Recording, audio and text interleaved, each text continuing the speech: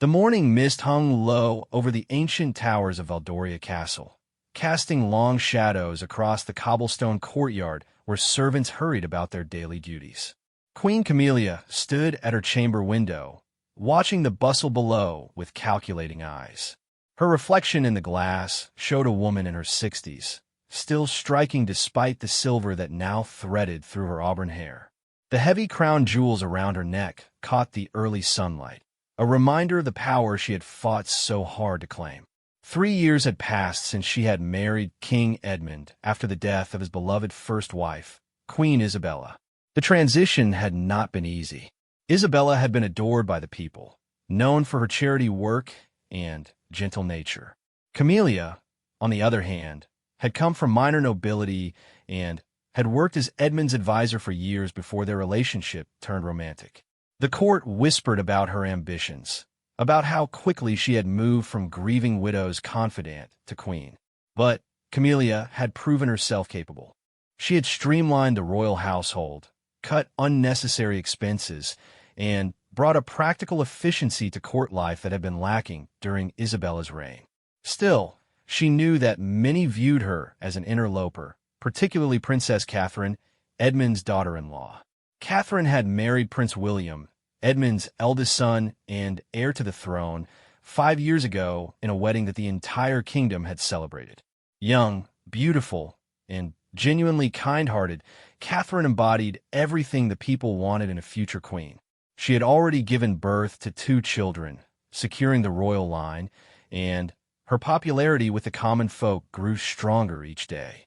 This popularity was exactly what troubled Camilla. As queen, she expected deference and respect, but she often felt that Catherine received more admiration and attention. During public appearances, crowds would cheer loudest for Catherine. When foreign dignitaries visited, they seemed more eager to meet the young princess than the queen herself. Camilla had begun to feel like she was being overshadowed in her own palace. The situation had come to a head the previous week during the annual harvest festival. Camilla had spent months planning the royal family's participation in the celebration, ensuring that every detail reflected the dignity and tradition of the monarchy. She had chosen her own gown carefully, a deep purple velvet that spoke of authority and elegance. But when Catherine appeared in a simple yet stunning blue dress that perfectly complemented her natural beauty, the crowd's reaction had been unmistakable. "Princess Catherine! Princess Catherine!" they had chanted, barely acknowledging Camilla's presence on the royal platform. The young woman had smiled and waved graciously, seemingly unaware of how her popularity might affect others. But Camilla had noticed the way Catherine's eyes had sparkled with genuine joy at the crowd's affection, and she wondered if the girl was more calculating than she appeared. That evening, at the formal dinner following the festival, Camilla had made her first move. As the royal family gathered in the great dining hall, with its soaring ceilings and tapestried walls, she had taken her place at the head of the table beside King Edmund. The placement of seats at royal dinners was never accidental, and Camilla had deliberately arranged for Catherine to sit at the far end of the table, away from the most important guests. "Catherine, dear," Camilla had said in a voice that carried across the hall, "I thought you might enjoy sitting near the younger courtiers tonight. I'm sure you'll have much more in common with them than with the visiting ambassadors." The comment had been delivered with a smile, but its intent was clear. Catherine was being reminded of her place, positioned as too young and inexperienced to participate in serious political discussions. Prince William had frowned at the slight, but Catherine had simply nodded graciously and taken her assigned seat without complaint. However, as the evening progressed, it became clear that Camilla's strategy had backfired. The young courtiers surrounding Catherine had hung on her every word, laughing at her gentle humor and seeking her opinions on various matters. Even from across the great hall, her warmth and intelligence had been evident. Meanwhile, Camilla found herself struggling to maintain conversations with the stuffy ambassadors, who seemed distracted by the lively discussion at the other end of the table. The final straw had come when the French ambassador, a distinguished elderly gentleman, had actually excused himself from Camilla's vicinity to introduce himself to Catherine. "Your Majesty," he had said to Camilla with a polite bow, "I hope you'll forgive me, but I simply must meet the princess I've heard so much about. They say she speaks excellent French and has been instrumental in the recent educational reforms." Camilla had watched in barely concealed fury as the ambassador spent the rest of the evening charming Catherine, who did indeed speak beautiful French, and discussed the school reforms with impressive knowledge and passion. The young woman's education had been excellent, and her genuine interest in improving life for the kingdom's children was well known. But seeing her hold court with foreign dignitaries in what should have been Camilla's moment to shine had been unbearable. After that night, Camilla had begun to plan more seriously. She started small, subtly excluding Catherine from important planning meetings for upcoming royal events. When Catherine inquired about her absence from a meeting about the winter solstice celebrations, Camilla had smiled sweetly and explained that they didn't want to overwhelm her with too many responsibilities while she was caring for young children. "We know how demanding motherhood can be," Camilla had said, her tone sympathetic but her words cutting.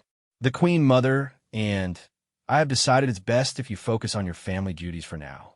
Catherine had accepted this explanation with grace, but William had not been pleased.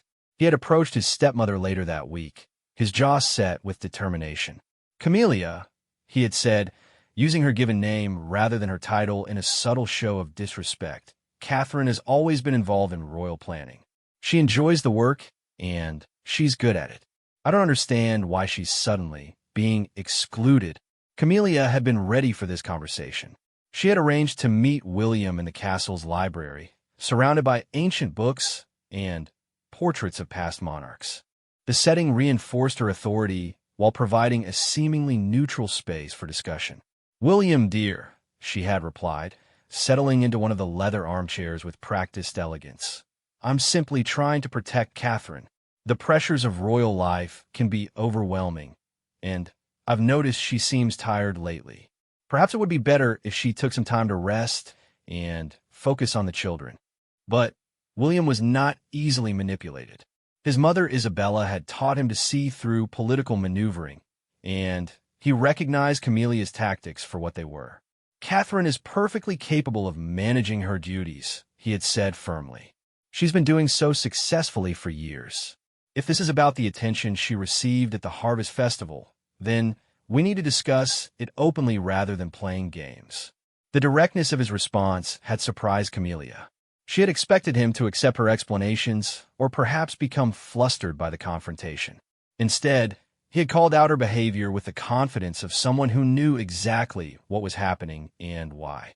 "I'm sure I don't know what you mean," Camilla had said, but her voice had carried a slight edge that betrayed her composure.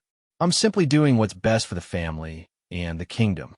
"What's best for the kingdom is having Catherine involved and engaged," William had countered. "The people love her, and she has valuable insights to offer. Excluding her serves no one except perhaps your own ego." The accusation had hung in the air between them like a challenge.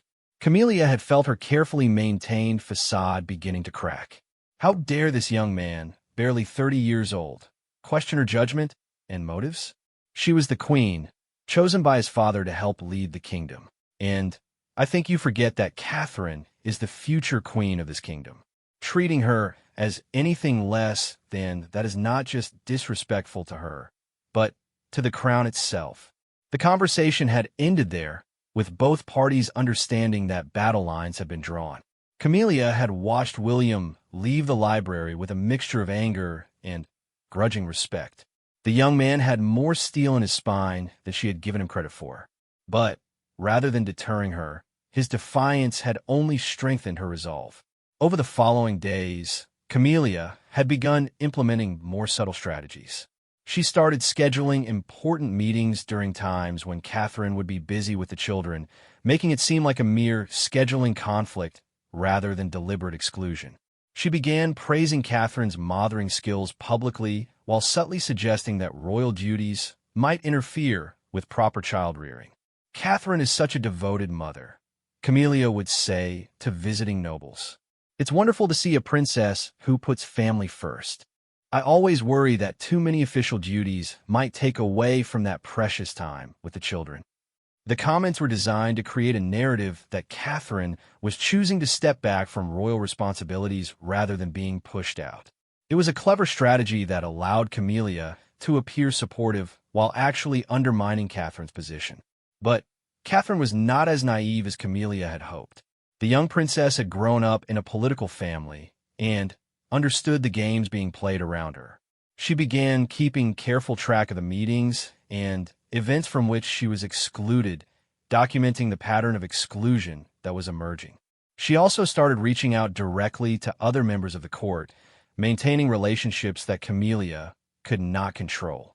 Catherine made sure to stay informed about kingdom affairs through her own network of contacts, ensuring that she remained knowledgeable and prepared even when officially excluded from planning sessions. The tension in the castle was becoming noticeable to everyone. Servants whispered in corridors about the cold exchanges between the queen and the princess. Other nobles began choosing sides, some supporting Camilla's authority as queen, while others remained loyal to the popular Catherine and her husband. King Edmund, caught in the middle of this brewing conflict, seemed either unaware of the situation or determined to ignore it. He had always been more comfortable with military strategy and economic policy than with the interpersonal dynamics of court life. His late wife, Isabella, had handled such matters with natural grace, but Camilla's approach was more direct and sometimes abrasive. The king loved his son and daughter-in-law, but he also relied heavily on his new wife's practical skills and administrative abilities. Camilla had indeed brought efficiency to the royal household, and Edmund appreciated her no-nonsense approach to governance. He chose to believe that any tension between the women was simply a matter of adjustment as they learned to work together. This willful blindness frustrated William, who could see the situation escalating but felt unable to address it without appearing to criticize his father's choice in wives. The delicate balance of family loyalty and political necessity made it difficult for him to take direct action. Meanwhile, Catherine continued to perform her royal duties with grace and dignity, even as her role was systematically diminished. She attended the events to which she was invited, spoke eloquently when given the opportunity, and maintained her charitable work with the same dedication she had always shown. Her refusal to respond to Camilla's provocations with anything other than perfect courtesy actually made her appear more regal and composed. The kingdom's people began to notice the changes in the royal family's public appearances. Catherine was appearing less frequently at major events, and when she did attend, she seemed to be positioned less prominently than before. Social observers and royal watchers started to speculate about the reasons for this shift. Some blamed the demands of motherhood, accepting Camilla's narrative that Catherine was focusing on her children. Others suspected political maneuvering and began to take sides in what they perceived as a power struggle between the current queen and the future one. As winter approached, the tension reached a new level when plans began for the kingdom's most important annual celebration, the Winter Crown Festival. This month-long series of events culminating in a grand ball had traditionally been planned jointly by all the royal women. Isabella had loved organizing the festival, and Catherine had taken over much of the planning after her mother-in-law's death. But this year, Camilla announced that she would be taking full control of the festival planning, with Catherine relegated to a minor advisory role.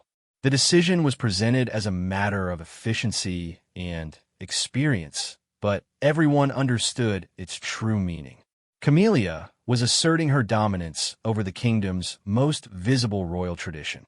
The announcement was made at a family dinner, with King Edmund present to witness what appeared to be a reasonable administrative decision. Camilla had chosen her moment carefully, knowing that William would be unlikely to object strongly in front of his father. "I've decided to streamline the festival planning this year," Camilla had announced over the soup course. "With everything else happening in the kingdom, we need to ensure the celebrations reflect the proper dignity and tradition. I'll be working with the senior staff to coordinate everything." Catherine had looked up from her meal, her expression carefully neutral. "Of course, Your Majesty. If there's anything I can do to help, please let me know." The response was perfect in its diplomacy, giving Camilla no opening for criticism while subtly highlighting the fact that Catherine was being excluded from work she had previously managed successfully.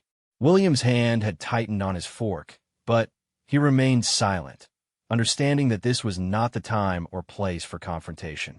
But Camilla was not finished. She continued, "I know how busy you are with the children, Catherine. And really, these events require someone with more experience in dealing with foreign dignitaries and complex protocol. Perhaps you could help with some of the children's events during the festival instead." The suggestion was a clear demotion, moving Catherine from planning the kingdom's premier social events to organizing activities for children. It was presented as a considerate assignment of duties based on Catherine's interests, but everyone at the table understood the insult being delivered. King Edmund had nodded approvingly, seeing only the surface logic of the arrangement. "That sounds very sensible, my dear. Catherine, you've always been wonderful with children, and they do love you so." Catherine had smiled and agreed, but William saw the flash of hurt that crossed her features before she composed herself. The young woman had worked hard to master the complexities of royal protocol and had successfully managed major events in the past. Being reduced to organizing children's parties was a significant blow to her status and influence. After dinner, William had cornered his stepmother in the corridor outside the dining hall. The conversation that followed would mark the point of no return in their conflict. "That was unnecessary and cruel," William had said without preamble. "Catherine has proven herself capable of managing these events. What you did in there was purely about power, not about what's best for the kingdom." Camilla had turned to face him, her composure finally slipping to reveal the steel beneath her polished exterior. "What's best for the kingdom is having experienced leadership making important decisions. Catherine is young and inexperienced. She needs to learn her place. Her place is as the future queen of this kingdom." William had shot back. "And if you can't accept that, then perhaps you need to reconsider your own position." The threat had been subtle, but unmistakable. William was reminding Camilla that her position as queen was not permanent in the way that Catherine's eventual role would be. When Edmund died, William would become king, and Catherine would outrank Camilla in every possible way. Camilla had smiled coldly at the implicit threat. "We'll see about that, won't we?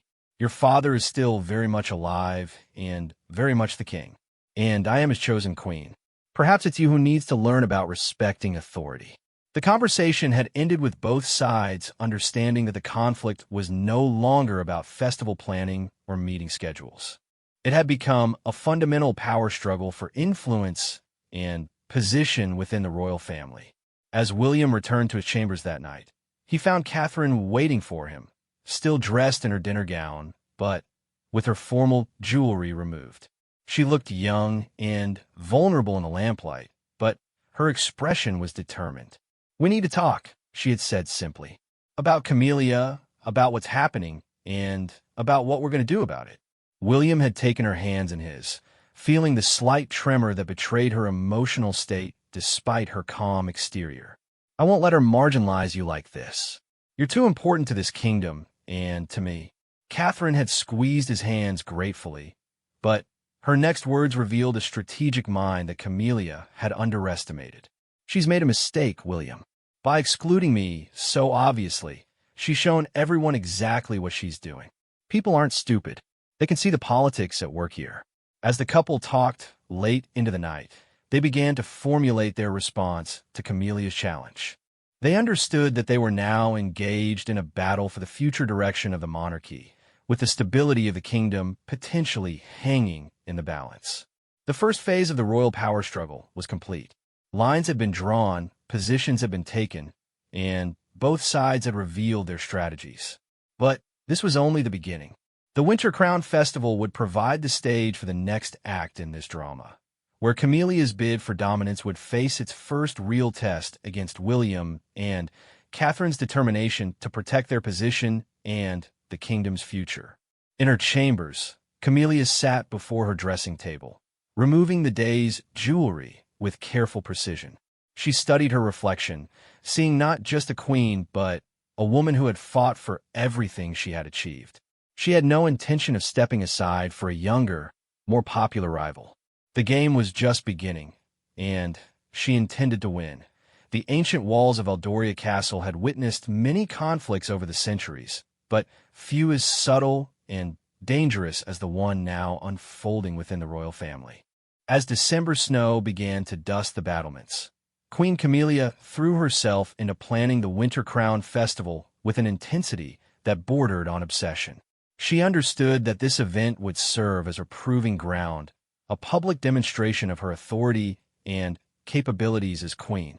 In the weeks following her takeover of festival planning, Camilla worked tirelessly to ensure every detail reflected her vision of royal magnificence.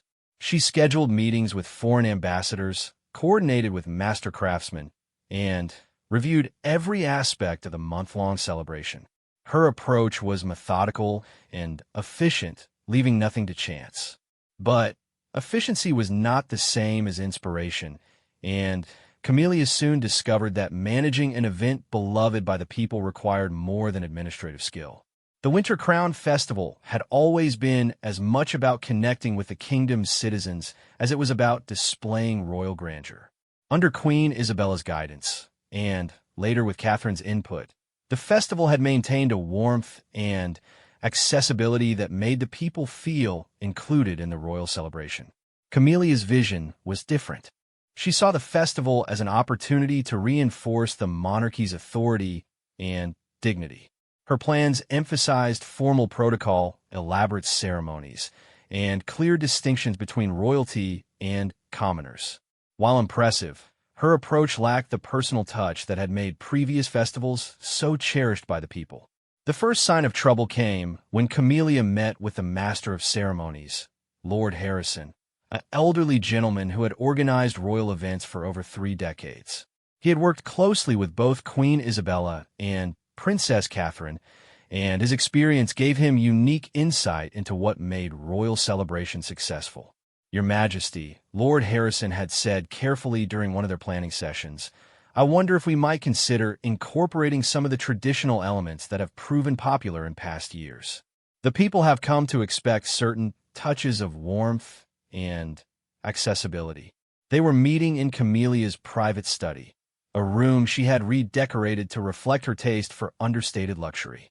Rich burgundy drapes framed tall windows that looked out over the castle's formal gardens, and the walls were lined with books on history, politics, and royal protocol.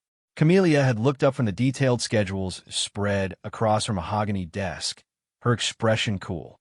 "Lord Harrison, I appreciate your experience, but I believe it's time for the festival to evolve. We need to remember that we are royalty, not entertainers. The people should be inspired by our dignity, not seeking to treat us as their friends." Lord Harrison had shifted uncomfortably in his chair. He was old enough to remember when royal events struck a balance between majesty and approachability, and he could sense that Camilla's approach might alienate the very people the festival was meant to celebrate with. "Of course, Your Majesty, but perhaps we might find ways to honor tradition while also emphasizing the crown's authority. Princess Catherine has always been particularly skilled at." "Princess Catherine will not be involved in the main festival planning," Camilla had interrupted sharply. "As I've explained, she'll be focusing on the children's events. I'm sure she'll do wonderfully with that responsibility." The dismissive tone in Camilla's voice had made Lord Harrison realize that this decision was final and not open for discussion. He had bowed respectfully and continued with the meeting, but privately he began to worry about how the festival would be received by both the noble guests and the common people. Meanwhile, Catherine had indeed been assigned to organize children's events during the festival, a role that might have seemed like a demotion, but which she approached with characteristic grace and intelligence. Rather than sulking about her reduced responsibilities, she threw herself into creating magical experiences for the kingdom's youngest citizens. She met with teachers from around the kingdom, consulted with parents about what children would enjoy most, and even visited orphanages and schools to understand what would bring joy to children from all social backgrounds. Her genuine love for young people shone through in every aspect of her planning. But Catherine was far from naive about the larger political implications of her situation. She understood that Camilla was trying to pigeonhole her as someone only capable of handling women's work and children's affairs. By excelling in this role, while simultaneously demonstrating broader capabilities, Catherine planned to expose the artificial limitations being placed on her. She began incorporating educational elements into the children's events, organizing activities that would teach young people about the kingdom's history, geography, and governance. She arranged for craftspeople to demonstrate their skills, for scholars to share age-appropriate lessons, and for musicians to perform both traditional and contemporary songs. Word of Catherine's innovative approach to the children's programming began to spread throughout the castle and beyond. Parents were impressed by the thoughtfulness and educational value of the planned activities. Even some of the foreign dignitaries who had heard about the programming expressed interest in seeing how the kingdom engaged with its youngest citizens. This unexpected success began to worry Camilla, who had hoped that confining Catherine to children's events would effectively sideline her from the more important aspects of royal life. Instead, Catherine was creating something that garnered genuine admiration and attention. The situation became more complex when Lady Margaret, one of the most influential noblewomen in the kingdom and a close friend of the late Queen Isabella, requested a meeting with Camilla. Lady Margaret was known for her diplomatic skills and her ability to speak uncomfortable truths with grace, making her someone even the Queen could not easily dismiss. They met in the castle's formal receiving room, a space designed to impress visitors with its soaring ceilings, crystal chandeliers, and portraits of past monarchs. Lady Margaret had chosen to dress formally for the occasion, her silver hair perfectly arranged and her demeanor respectful but confident. "Your Majesty," Lady Margaret had begun after the appropriate courtesies, "I wanted to discuss some concerns I've been hearing about the festival arrangements." Camilla had been expecting this conversation. Lady Margaret's influence among the noble families made her opinion significant, and her friendship with Isabella gave her a unique perspective on royal traditions. "Of course, Lady Margaret. I'm always interested in hearing thoughts from someone with your experience." Lady Margaret had settled into her chair with the ease of someone comfortable in royal surroundings. "I've been attending these festivals for over 40 years, Your Majesty. They've always been special because they bring together all levels of society in celebration. I'm concerned that this year's plans might create more distance between the royal family and the people." The criticism was delivered gently, but unmistakably. Lady Margaret was suggesting that Camilla's formal approach might damage the monarchy's relationship with its subjects, a serious accusation that could not be ignored. Camilla had felt her composure tighten, but she maintained her diplomatic smile. "I believe it's important to remind people of the dignity and authority of the crown. Perhaps previous festivals were a bit too casual in their approach." It was a subtle criticism of both Isabella and Catherine, suggesting that their more accessible style had somehow diminished royal prestige. Lady Margaret's eyes had flashed with barely concealed anger at the implied slight against her deceased friend. Queen Isabella's festivals were beloved precisely because she understood that true royal authority comes from earning the people's respect and affection, not from demanding their deference, Lady Margaret had replied with steel in her voice. And Princess Catherine has continued that tradition beautifully. The mention of Catherine had struck at Camilla's deepest insecurities. She understood that Lady Margaret was not just defending past queens, but implicitly supporting the young princess as a more suitable royal figure. "Princess Catherine is still learning," Camilla had said, trying to sound maternal rather than threatened. "She has many years ahead of her to develop her understanding of royal protocol and responsibility." But Lady Margaret had not been fooled by the diplomatic language. "Your Majesty, with all due respect, Princess Catherine has demonstrated remarkable skill and judgment in her royal duties. The people adore her, foreign dignitaries respect her, and she has successfully managed complex events and initiatives. Perhaps the question is not whether she's ready for greater responsibility, but whether she's being given the opportunity to exercise it. The conversation had ended with polite but strained farewells, leaving Camilla deeply unsettled. Lady Margaret's words had articulated what many in the court were thinking, but had been too polite to say directly. The Queen's efforts to diminish Catherine were being noticed and criticized by influential voices in the kingdom. That evening, Camilla had sought out her husband in his private study, where King Edmund typically spent his evenings reviewing state papers and correspondence. The room reflected his practical nature, with sturdy furniture, military maps on the walls, and shelves lined with books on history, strategy, and governance. Edmund had looked up from his desk when Camilla entered, his weathered face showing the fatigue of a man carrying the weight of a kingdom. At 68, he remained vigorous and sharp-minded, but the responsibilities of rule had aged him noticeably in recent years. "My dear," he had said, setting aside his papers and gesturing for her to join him near the fireplace. "You look troubled.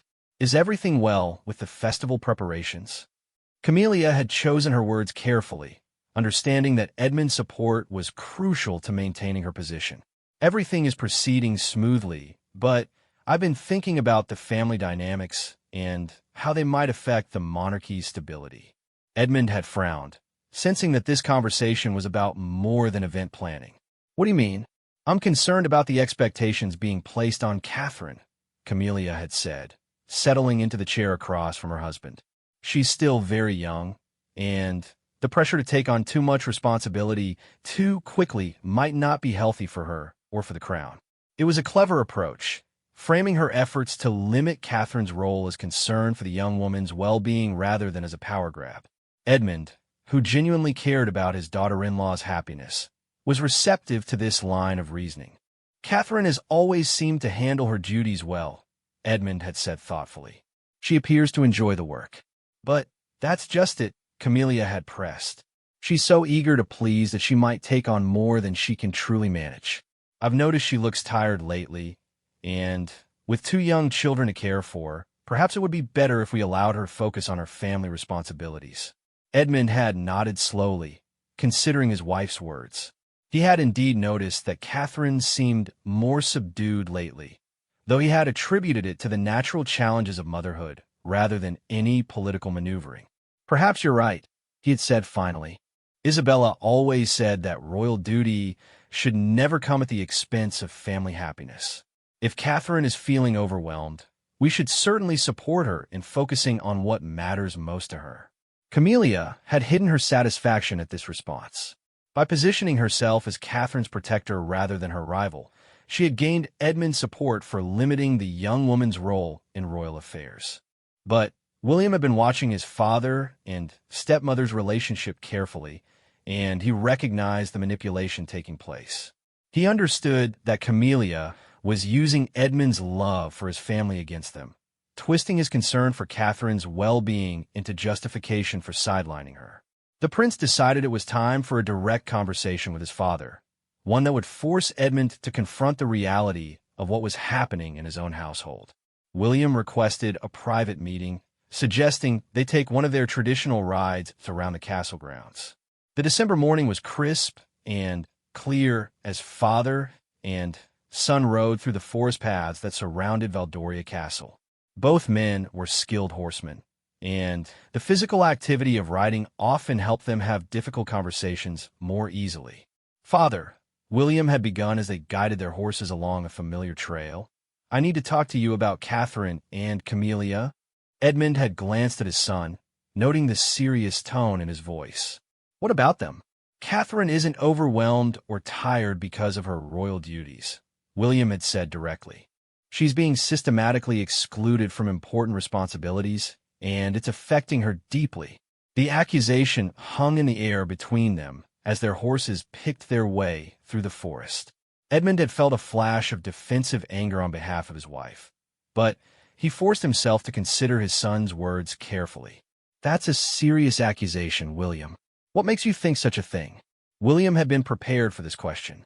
He outlined the pattern of exclusions, the subtle put-downs, and the way Catherine had been marginalized since Camillia's marriage to Edmund. He spoke calmly and factually, avoiding emotional language that might make his father defensive. "Catherine has never complained to me about any of this," Edmund had said when William finished his explanation. "Because she's too loyal to you to criticize your wife directly," William had replied. "But that doesn't mean the behavior isn't happening or that it isn't wrong." Edmund had been quiet for several minutes as they continued riding. He was a fair man who valued loyalty and family harmony above almost everything else. The idea that his marriage might be creating conflict within his family was deeply troubling to him. "What do you want me to do?" he had asked finally. "I want you to pay attention," William had said. "Watch how Camilla talks about Catherine, how she includes or excludes her from discussions, how she treats her in public and private. Don't just accept her explanations at face value." It was a reasonable request that Edmund could not refuse without seeming willfully blind to potential problems in his household. He had agreed to observe more carefully, though he hoped his son was wrong about the situation. But as the days passed and the festival preparations intensified, Edmund began to notice things he had previously overlooked. He saw how Camilla would change the subject when Catherine offered suggestions during family discussions. He observed the seating arrangements at formal dinners that consistently placed Catherine in less prominent positions. He noticed the way important decisions were made in Catherine's absence, even when they affected areas she had previously managed. Most tellingly, he began to see how Catherine herself had changed. The vibrant, confident young woman who had married his son was becoming more withdrawn and careful in her interactions. She still performed her duties with grace, but the spontaneous joy and enthusiasm that had once characterized her public appearances was noticeably diminished. The realization that his wife might be deliberately undermining his daughter-in-law was both painful and complicated for Edmund. He loved Camilla and genuinely appreciated her contributions to the kingdom's administration. But he also recognized that Catherine represented the future of the monarchy, and her well-being was crucial to the crown's continued success. As the festival's opening ceremonies approached, the tension within the royal family had reached a breaking point. Camilla was determined to prove her superiority through a flawless execution of her plans. Catherine was quietly preparing her children's events while also documenting the ways she was being excluded from the broader celebration. William was growing increasingly frustrated with his father's apparent inaction despite their conversation. The stage was set for a public confrontation that would force everyone to choose sides in the battle for the kingdom's future. The Winter Crown Festival, meant to celebrate unity and tradition, was about to become the battlefield where the royal family's conflicts would be exposed for all to see. In her private chambers, Catherine stood before her wardrobe, selecting gowns for the various festival events she would be allowed to attend. Each choice was strategic, designed to project confidence and dignity while also appealing to the people she served. She understood that her public appearance and behavior during the festival would be crucial to her future position within the royal family. Meanwhile, Camilla was making her own preparations, consulting with advisors about protocol, and reviewing her speeches for the major events. She was confident that her superior experience and administrative skills would vindicate her approach to royal leadership. The festival would prove that she, not Catherine, was the true queen of Valdoria. Both women understood that the coming celebration would be more than just a traditional royal festival. It would be a test of their respective visions for the monarchy and their claims to leadership within the royal family. The kingdom's nobles, foreign guests, and common citizens would all be watching, judging, and choosing whom to support. The battle lines were drawn, the strategies were in place, and the festival was about to begin. The second phase of the royal power struggle was complete, and the stage was set for the dramatic confrontation that would determine the future balance of power within the House of Valdoria. The first day of the Winter Crown Festival dawned cold and bright, with pristine snow covering the castle grounds, and the kingdom's capital city buzzing with anticipation. For weeks, citizens had been preparing for the month-long celebration that marked the high point of their social calendar. Merchants had stocked special foods and gifts, families had saved money for festival treats, and everyone looked forward to the royal events that would bring glamour and excitement to the darkest month of the year. Queen Camilla stood in her chambers as her ladies-in-waiting made final adjustments to her ceremonial gown. The dress was magnificent, crafted from deep emerald silk with intricate gold embroidery that caught the morning light streaming through the tall windows. Her crown jewels completed the ensemble, creating an image of regal authority that commanded respect and admiration. But despite her impressive appearance, Camilla felt a knot of anxiety in her stomach. This festival would be her most visible test as queen, with foreign dignitaries, noble families, and thousands of common citizens all watching her performance. She had spent months planning every detail, but she could not shake the feeling that something might go wrong. Her anxiety was not misplaced. As the royal family prepared for the opening ceremony, the carefully managed dynamics that Camilla had orchestrated began to shift in unexpected ways. The first sign of trouble came during the traditional family breakfast that preceded the opening festivities. The royal dining room was decorated with winter flowers and golden candles, creating an atmosphere of warmth and celebration. King Edmund sat at the head of the long table, with Camilla beside him and the rest of the family arranged according to protocol. Princess Catherine entered the dining room wearing a stunning silver gown that complemented her natural beauty without competing with the queen's more elaborate attire. She had chosen her outfit carefully, understanding the importance of looking appropriately elegant while not appearing to upstage anyone else. But as Catherine took her assigned seat, several of the younger nobles and foreign guests who had arrived early for the festival rose to greet her with obvious enthusiasm. The French ambassador's son, a charming young diplomat named Philippe, actually abandoned his conversation with other guests to welcome Catherine personally. "Your Highness," Philippe said with a graceful bow, "I must tell you how much my father has been looking forward to this festival. He speaks constantly of the wonderful conversation you had during his last visit about educational reform." Catherine smiled warmly at the compliment while graciously deflecting attention back to the broader royal family. "The entire family has worked hard to prepare for these celebrations. I'm sure His Majesty the King and Her Majesty the Queen will provide wonderful experiences for all our guests." It was a perfectly diplomatic response, but Camilla noticed how naturally Catherine commanded respect and affection from the assembled guests. Even her attempt to redirect attention to other family members only highlighted her own grace and political skill. The situation became more problematic when Lady Margaret approached Catherine during the breakfast, speaking in a voice that carried clearly across the room. "My dear Catherine," Lady Margaret said warmly, "I've been hearing the most wonderful things about your plans for the children's events. Several families have told me their young ones are more excited about those activities than anything else in the festival." The comment was intended as a compliment to Catherine, but it also served as an implicit criticism of the main festival programming. By suggesting that Catherine's work was generating more excitement than the official events, Lady Margaret was questioning Camilla's approach to the celebration. Camilla felt her composure tighten as she watched this exchange.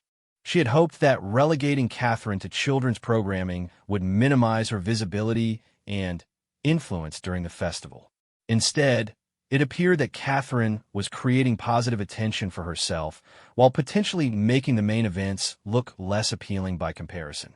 Prince William observed the breakfast dynamics with growing concern. He could see how his stepmother's jaw clenched whenever Catherine received compliments or attention from the guests. He also noticed how his father was watching the interactions with new awareness, clearly paying closer attention to the family dynamics since their conversation about Camilla's treatment of Catherine. The opening ceremony itself took place in the castle's great courtyard, with hundreds of noble guests and foreign dignitaries gathered to witness the traditional lighting of the festival flame. Camilla had choreographed every aspect of the event, from the musical performances to the precise timing of each royal family member's entrance. The ceremony began beautifully, with King Edmund delivering a speech about unity, tradition, and the kingdom's bright future. Camilla stood beside him, looking every inch the queen, her presence dignified and commanding. The crowd responded appropriately to the formal elements of the celebration, applauding at the right moments and maintaining the respectful atmosphere that Camilla had wanted to create. But the real test came when it was time for the traditional blessing of the children, a beloved part of the opening ceremony where the royal family offered good wishes for all the young people of the kingdom. This segment had always been one of the most emotionally resonant parts of the festival, connecting the monarchy to families throughout the realm. According to Camilla's protocol, she and King Edmund would offer the formal blessing while other family members stood respectfully nearby. It was an arrangement that emphasized her position as queen while giving Catherine a minimal role in the proceedings. However, when the moment arrived and Edmund began speaking about the kingdom's children, something unexpected happened. A group of young children from the local orphanage, who had been invited to attend as honored guests, began calling out Catherine's name with obvious excitement. "Princess Catherine! Princess Catherine!" they chanted, their young voices carrying clearly across the courtyard. The children had obviously heard about her special plans for them during the festival, and they could not contain their enthusiasm. Catherine smiled and waved to the children while trying to maintain proper protocol by not stepping forward or speaking out of turn. But the crowd of adult observers noticed the children's reaction, and many began looking at Catherine with new interest and approval. Edmund, touched by the children's obvious affection for his daughter-in-law, made a spontaneous decision that would alter the course of the entire festival. Instead of completing the blessing alone, he gestured for Catherine to join him at the front of the platform. "Princess Catherine," he said loudly enough for everyone to hear, "would you help me offer the blessing for our kingdom's children? I know how much they mean to you." It was an unprecedented departure from Camilla's carefully planned protocol, and Catherine understood the significance of the moment immediately. She could accept the king's invitation and risk appearing to upstage the queen, or she could decline and seem to reject the children who had called out for her. Catherine chose courage. She stepped forward gracefully and joined Edmund at the front of the platform, where together they offered a blessing that spoke of hope, education, and the bright future awaiting the kingdom's youngest citizens. Her words were heartfelt and personal, creating an emotional connection that resonated throughout the crowd. The audience's response was immediate and overwhelming. Applause erupted from every section of the courtyard, with particular enthusiasm from the families with young children who were present. Foreign dignitaries looked impressed by Catherine's eloquence and natural connection with the crowd. Even hardened court observers seemed moved by the genuine warmth she displayed. Camilla watched this unplanned moment with a mixture of fury and helplessness. She could not object to the king's decision without appearing petty, nor could she criticize Catherine's performance without seeming jealous. Instead, she was forced to stand and applaud while her carefully controlled ceremony was transformed by Catherine's unexpected prominence. After the formal conclusion of the opening ceremony, guests mingled in the castle's reception halls while the royal family received congratulations and prepared for the evening's festivities. But the damage to Camilla's authority had already begun to spread. Conversations throughout the crowd focused on Catherine's touching moment with the children and her eloquent words during the blessing. Several foreign ambassadors specifically sought her out to compliment her performance and express interest in her educational initiatives. Noble families spoke approvingly of her natural grace under unexpected circumstances. Meanwhile, Camilla found herself fielding polite but pointed questions about why Catherine had not been given a larger role in the festival planning, given her obvious skills and popularity. The inquiries were diplomatic, but they clearly suggested that observers had noticed and disapproved of Catherine's marginalized position. Lord Harrison, the master of ceremonies, approached Camilla during a quiet moment to discuss the day's events and the implications for the remainder of the festival. "Your Majesty," he said carefully, The opening ceremony was quite successful, though perhaps not exactly as we had planned. I wonder if we might consider adjusting some of the upcoming events to take advantage of Princess Catherine's obvious rapport with the guests. It was a diplomatic way of suggesting that Camillia's strategy was not working and that Catherine's popularity could not be ignored without damaging the festival's overall success. Camillia's response was sharp and immediate. "The festival will proceed according to plan, Lord Harrison. I'm sure you understand the importance of maintaining proper protocol and not making changes simply because of momentary emotional reactions." But Lord Harrison was too experienced to be easily dismissed. "Of course, Your Majesty. But I do think it's worth considering what serves the crown best." The guests seemed quite taken with Princess Catherine, and foreign dignitaries have been asking about opportunities to interact with her during their stay. The conversation revealed the impossible position Camilla had created for herself. By trying to marginalize Catherine, she had made it obvious to everyone that the popular young princess was being underutilized. Now, as guests specifically requested more access to Catherine, Camilla faced the choice of either continuing her exclusion strategy and appearing petty, or allowing Catherine greater prominence and admitting her own error. That evening's formal dinner provided another test of the evolving power dynamics. Camilla had arranged the seating to place herself and Edmund at the center of attention, with Catherine positioned among younger guests at a side table. But the plan backfired when several high-ranking foreign guests specifically asked to be moved closer to Catherine, wanting to continue conversations they had begun earlier in the day. The French ambassador, in particular, made a pointed request to be seated near Catherine so they could discuss her educational reform proposals. Other dignitaries followed suit, creating an awkward situation where the official seating arrangement had to be modified to accommodate guest preferences.